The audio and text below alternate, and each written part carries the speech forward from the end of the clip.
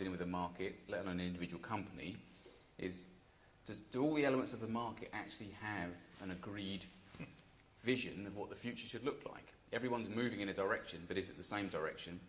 And as was touched on earlier, what is the business case to support what is required to achieve that vision? So Stephen, I'll come to you first on that one.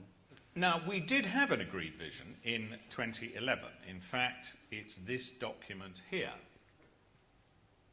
Some of you may remember seeing it floating around the market. This was the original framework for the future document produced by a working party led by Tim Carroll.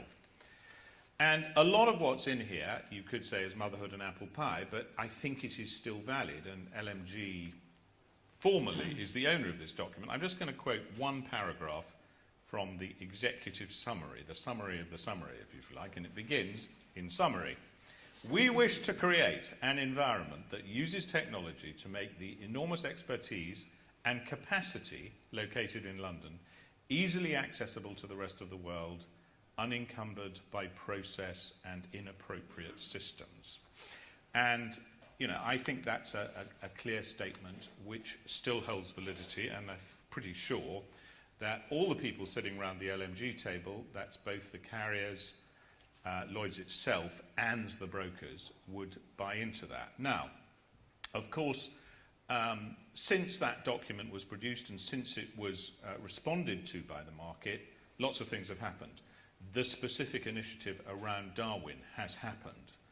And it really doesn't make any sense at this point to say we should go off and try and implement what was in that vision without knowing where Darwin is going to go. What I think you need to do is get from a list of wants to specific deliverables. I've sat in IT for a little while now. I'm into my deliverables and very focused, and my global boss is over there, so I'm ready to deliver on time, on price.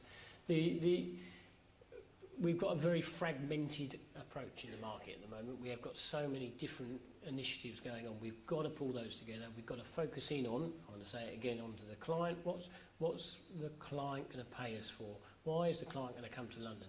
And let's make sure the building blocks are right. Darwin, as described today, is you know, modernising that infrastructure is what I took away from that. The market's infrastructure. Again, that's internally focused. It's got to be done at some point, but it's not actually going to necessarily drive anything particularly exciting for our client base.